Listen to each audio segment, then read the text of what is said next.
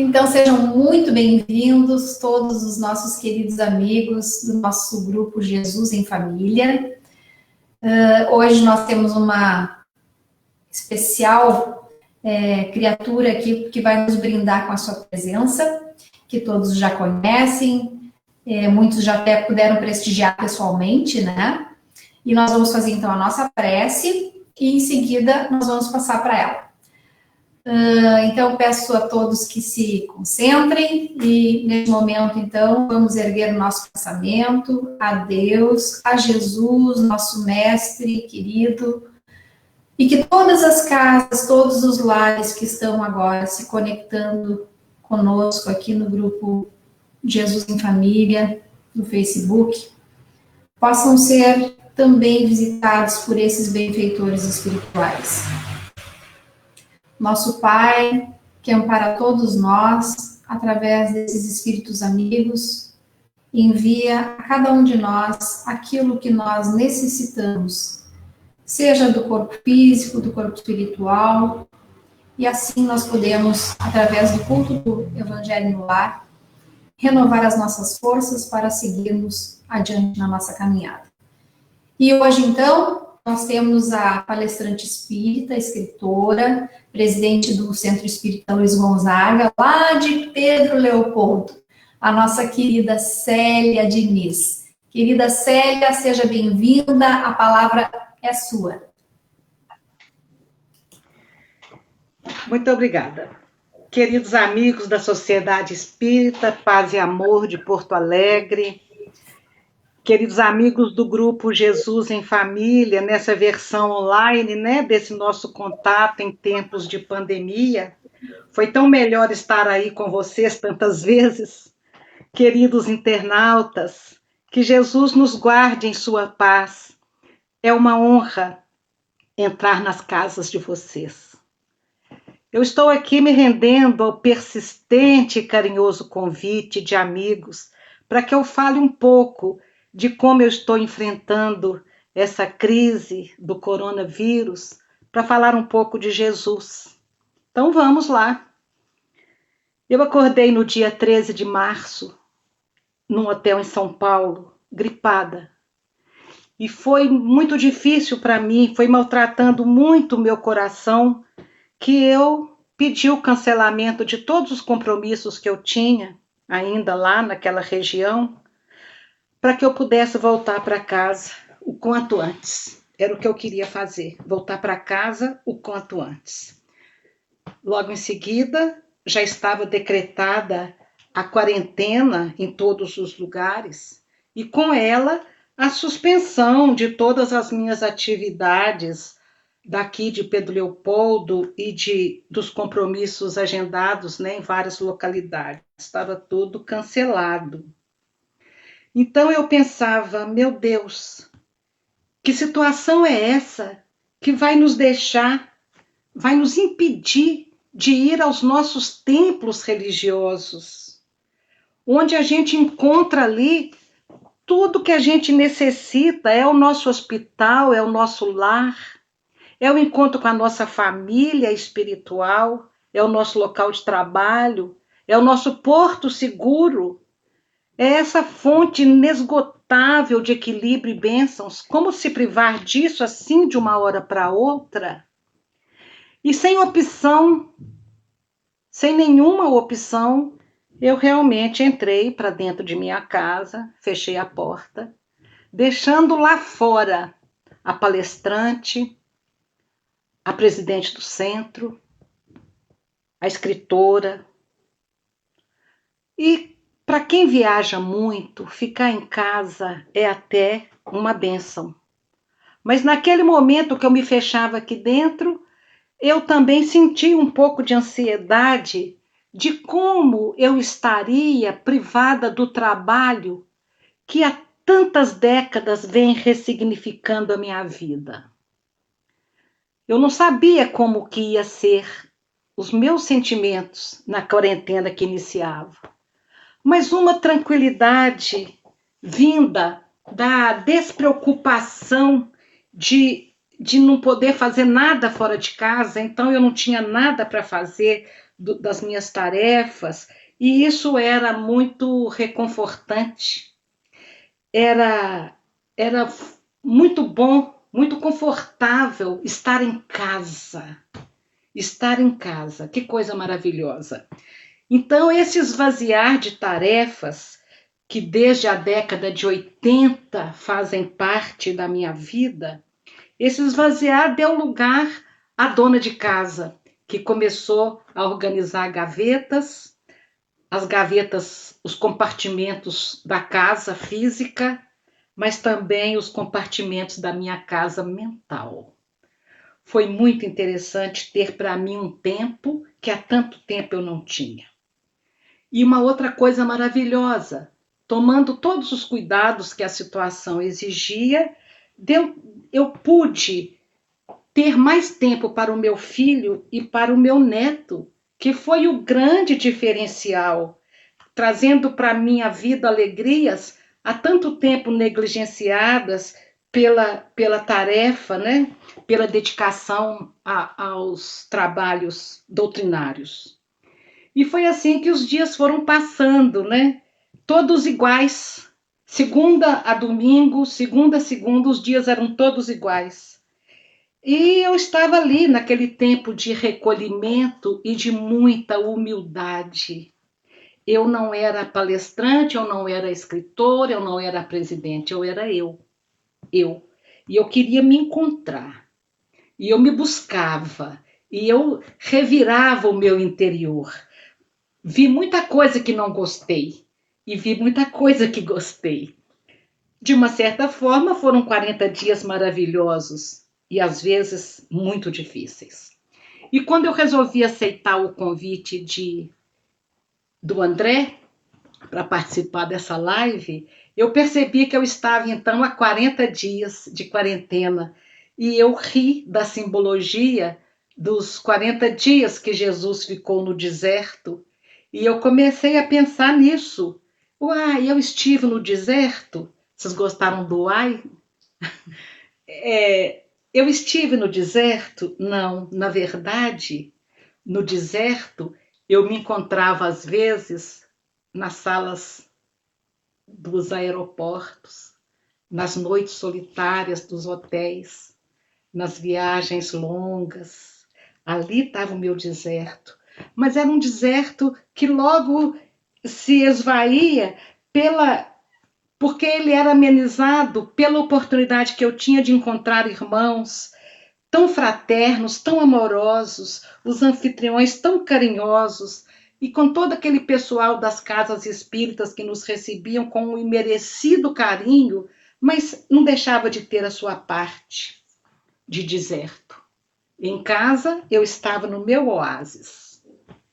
Nesses tempos de pandemia, eu me perguntava e me pergunto como se sentiam as pessoas que a nossa amada doutrina irmana e liga com laços tão profundos de confiança naquela convivência deliciosa.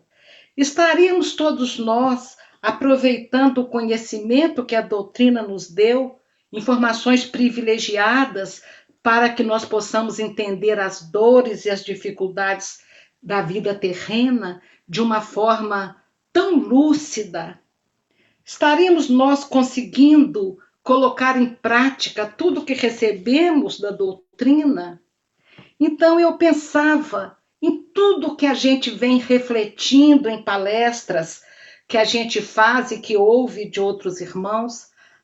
Eu pensava em tudo que a doutrina nos oferece no esclarecimento do Evangelho de Nosso Senhor Jesus Cristo. Eu pensava que há décadas a gente reflete sobre o Evangelho de Jesus e tenho certeza que são lições que, se bem apreendidas, elas podem tranquilamente alicerçar a nossa tranquilidade, o nosso equilíbrio nessas turbulências de agora. E eu suplicava a Deus para que cada um de nós, e para que eu também, pudesse enfrentar essas dificuldades e eu queria e esperava que cada um conseguisse encontrar dentro de si próprio a força, a coragem, a esperança. Mas eu pensava também que continuarmos assentados, esperando novas palestras nesse tempo, neste momento de reclusão, é como alguém esperar que durante a prova alguém venha nos dar uma cola de algum lugar. A prova é a pandemia e a prova são esses ventos tenebrosos que sopram neste momento. E nós vamos precisar de uma cola para fazer essa prova? Pensando nisso, professora enérgica que fui, sou levada a pensar que, por outro lado, nós fomos colhidos muito abruptamente com a necessidade do isolamento e que todos nós estamos necessitando de alguns lembretes. Uma revisão de matéria em plena prova, tudo bem. Enquanto isso, eu recebi aqui várias mensagens. Ai, meu Deus, o centro espírita está fechado, eu estou perdido, eu estou precisando de trabalho, eu estou precisando de passe. E eu fiquei imaginando aquelas pessoas que a gente encontra na casa espírita, muitos ali apenas pela inquietude espiritual de saber mais, de ter respostas, de compreender as leis da vida, muitos dando a sua contribuição para que a vida seja melhor, dando o seu trabalho, mas grande parte dos frequentadores são almas desiludidas, em busca de si mesmas, em busca da própria espiritualidade, em busca do consolo prometido por Jesus. Então, não poder frequentar o centro espírita abalou o equilíbrio emocional de muitos de nós, porque, na verdade, nós estamos privados daquele santuário de bênçãos, de estudo, de convivência saudável, fraterna, solidária. Nós estamos acostumados com aquelas reflexões em torno das lições de Jesus. Então, onde renovar as forças, onde abastecer-se de energias? Como prosseguir ali sozinho, sem os recursos do passe, da fluidoterapia de um modo geral? Então, diante dessas dificuldades, que é de todos nós, diante disso, eu trago alguns lembretes para esse momento agora. A casa espírita não é somente uma construção física, mas ela é também uma edificação espiritual. E ali, no plano espiritual, está a origem de todas as legítimas realizações para o nosso crescimento. Assim dizia Dr. Bezerra de Menezes no prefácio do livro magistral de Sueli Caldas, Dimensões Espirituais da Casa Espírita. Então, as portas dos centros espíritas estão fechadas e isso é muito triste, mas não é barreira para que a proteção espiritual alcance a cada um de nós, porque esta proteção é edificada por sublimes mensageiros que estão por todo lado.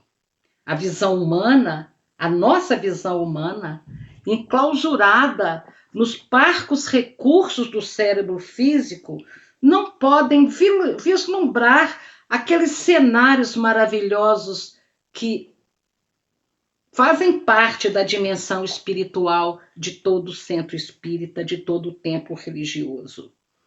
Então, aquela certeza de que os trabalhos continuam lá e que nós não precisamos temer, porque logo estaremos fisicamente de volta.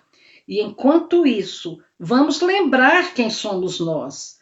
Somos espíritos.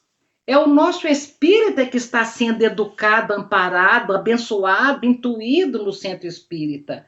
Então, as portas da dimensão espiritual continuam escancaradas para nós. E lá nós podemos entrar no desdobramento pelo sono, podemos trabalhar, podemos aprender, podemos nos fortalecer, estudar, servir.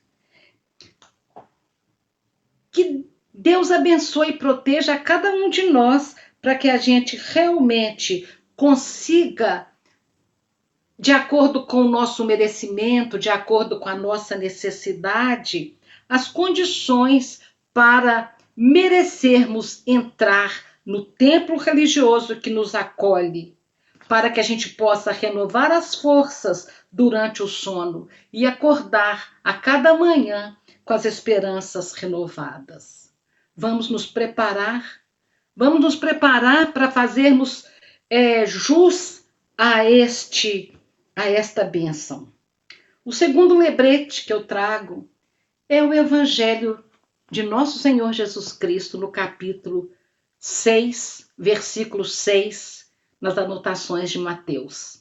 Disse Jesus: mas tu, quando orares, entra no teu aposento e, fechando a porta, ora a teu Pai, que está oculto, e teu Pai, que vê secretamente, te recompensará. Então, é o Evangelho de Jesus nos convidando a entrar no íntimo do nosso coração. E a quarentena oportuniza esta nossa conexão direta com os planos elevados da vida, a nossa conexão com o divino, sem precisar de intermediários. Nós não precisamos de intermediários entre nós e o plano espiritual superior, entre nós e os amigos espirituais que nos assistem, entre nós e Deus, entre nós e o amor divino que a tudo permeia. Então, nós não precisamos de intermediários. Por isso, nós podemos buscar o refúgio mais sagrado que existe em nossas vidas, que é a oração, no altar mais sagrado que existe, que é o próprio coração, quando a gente busca Deus. Então, este é o momento de buscar Deus com todo o fervor, suplicando forças, paz, principalmente aqueles irmãos nossos que enfrentam, junto com o desafio do vírus, o desafio econômico, onde nós estamos vendo tragédias, desastres da situação financeira de muitos irmãos, e é para eles que nós rogamos coragem, esperança e saber que Deus está presidindo, como sempre, tudo que nos acontece, porque eu oro por eles e peço a todos vocês que orem por eles, porque não há pior crise do que a crise de perspectiva. É a pessoa olhar para frente e não conseguir enxergar que no final do túnel uma luz vai voltar a brilhar, na medida que cada um aprender a lição que a dificuldade veio ensinar e lutar. Eu me lembro de Emmanuel, há momentos da nossa vida que nós precisamos de lutar como se tudo dependesse só de nós e orar como se tudo dependesse de Deus. É o momento disso. Então, é dentro desse refúgio divino que a gente vai procurar higienizar o nosso lar, higienizar a nossa psicosfera espiritual, fortalecendo as defesas do nosso organismo com a força do nosso pensamento, enchendo o nosso coração de coragem, de esperança e de fé, para a gente não sintonizar com o vírus. Nós não podemos sintonizar com os vírus e tomar os cuidados necessários, mas sem esquecer que a prece, em quaisquer circunstâncias, estabelece uma conexão imediata com os planos superiores da vida. Eu lembro e trouxe para nós hoje um poema belíssimo de Alta de Souza, psicografia de Francisco Cândido Xavier. Ela fala dessa introspecção, ela fala desse encontro com a fagulha divina que está dentro do coração de cada um de nós. Diz ela: meu irmão, tuas preces mais singelas são ouvidas no espaço ilimitado, mas sei que às vezes choras consternado ao silêncio das forças que interpelas. Volve ao teu templo interno abandonado, a mais alta de todas as capelas, e as respostas mais lúcidas e belas hão de trazer-te alegria, e deslumbrado ouve o teu coração em cada prece. Deus responde em ti mesmo e te esclarece com toda a força eterna da consolação. Compreenderás a dor que te domina sob a linguagem pura e peregrina da voz de Deus em luz de redenção. É muito lindo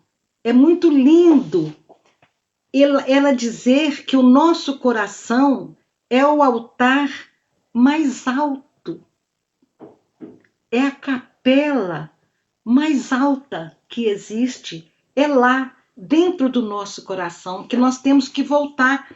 E ela chama esse templo interno de abandonado, porque nós estamos buscando Deus lá na reunião espírita, nós estamos buscando Deus lá fora, nós estamos buscando Deus lá não sei mais onde, e Ele não está lá só, Ele está também com a sua onipresença dentro de nós. Então, estar de quarentena é mergulhar em si próprio, buscando esta centelha. É hora, então, de ouvir o convite da vida para fazer esse mergulho interior. E a gente faz. E ao nos depararmos com a nossa pequenez, ao nos depararmos com a nossa fragilidade, com a nossa imensa fragilidade, nós saberemos que precisamos de muito esforço para vencer as nossas próprias lutas. Mas nós sentiremos no âmago mais profundo da nossa alma que é possível encontrar Deus e a força do amor que dele emana. No dia 3 de fevereiro, no Luiz Gonzaga, um pouco antes de começar essa crise da Covid-19, nós apresentávamos umas reflexões sobre crise. E lá eu dizia, nosso objetivo aqui é sempre compartilhar o pão da vida que nos fortalece para enfrentarmos os desafios com equilíbrio e sabedoria. Era como se eu tivesse me preparando para essa crise, porque tudo que eu falo é compartilhando o que tenho aprendido e não na posição de quem está ensinando nada. Então, naquele momento, eu compartilhava uma necessidade nossa.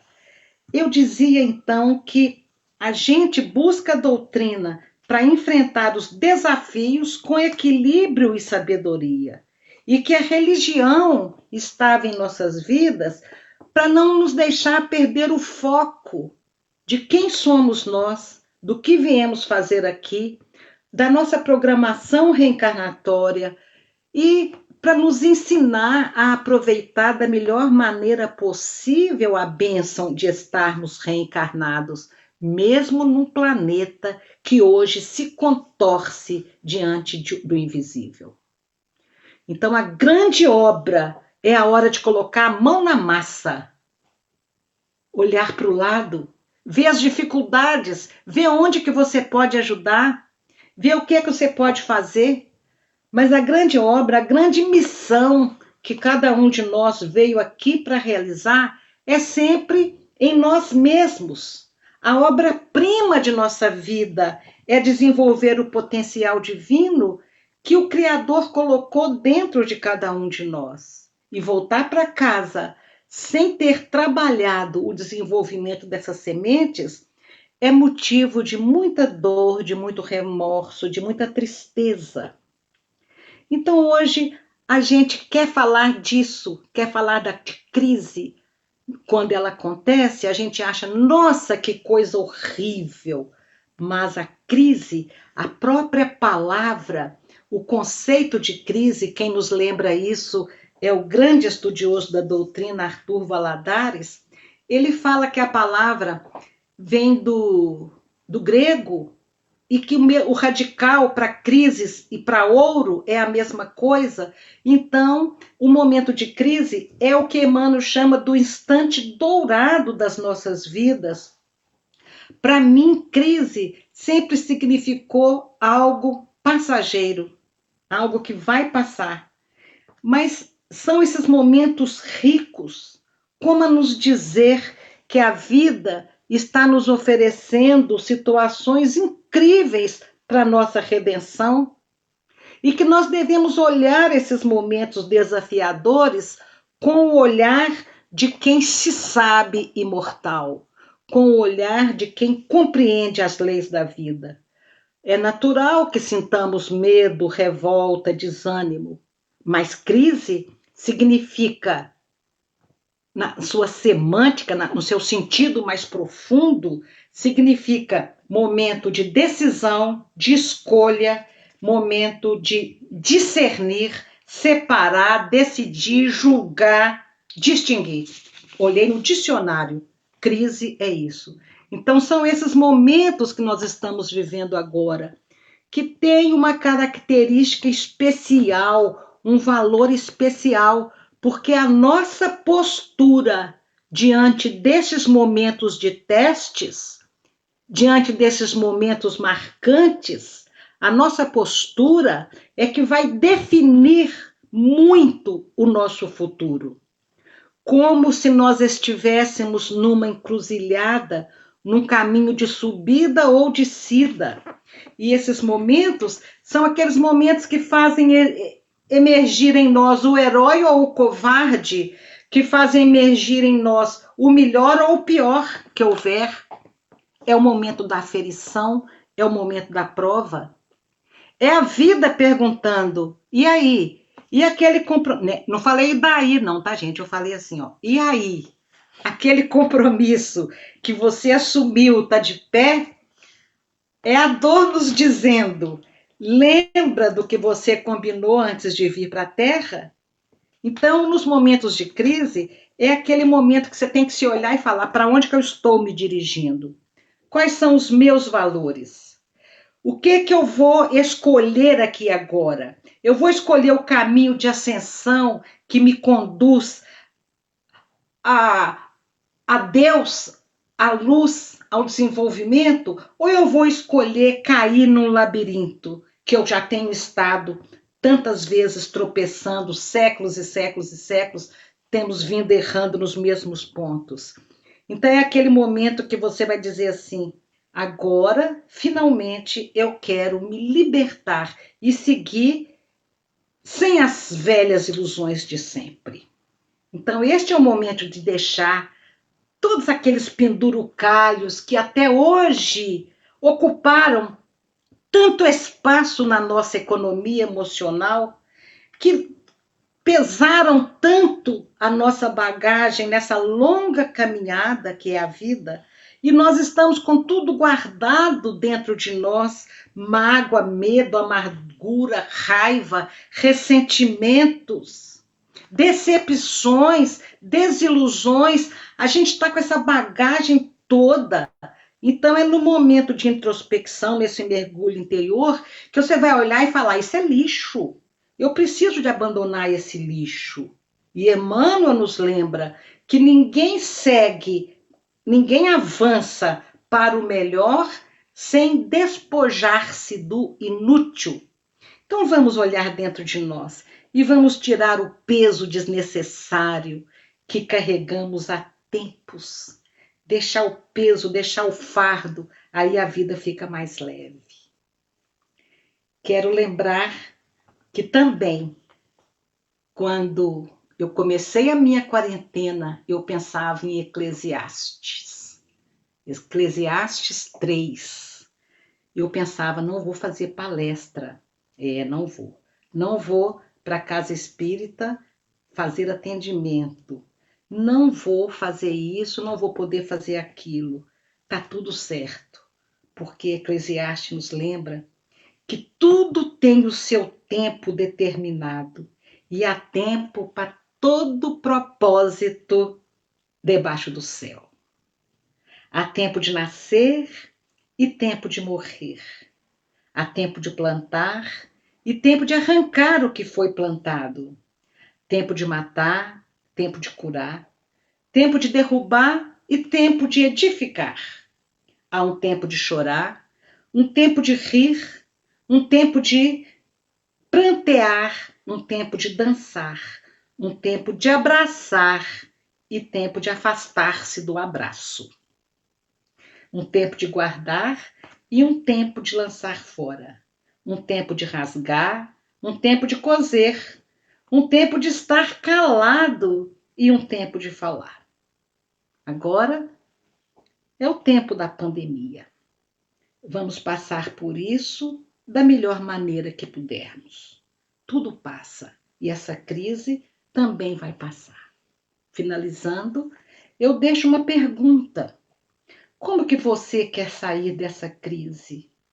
O que você quer fazer do seu tempo? Está conseguindo olhar ao seu redor e tentar ajudar alguém? Está colocando a mão na massa para revirar todo o seu orgulho, o seu egoísmo, a sua vaidade? Eu tenho que falar isso na primeira pessoa. Estou colocando a mão na massa para revirar todas essas emoções horríveis que ainda fazem parte do meu psiquismo? Então, nós estamos olhando e tentando ver o nosso orgulho e o nosso egoísmo, pais de todas as nossas emoções negativas. Nós estamos fazendo isso? Então, vamos agora clamar ao Senhor da vida que nos fortaleça e nos ajude a dizer sim ao convite da vida agora. Que todos nós tenhamos a grandeza espiritual para enfrentar com dignidade cristã todas as dificuldades que a vida nos oferece. Que Jesus nos acompanhe, nos abençoe e esteja conosco hoje e sempre. Que assim seja para sempre.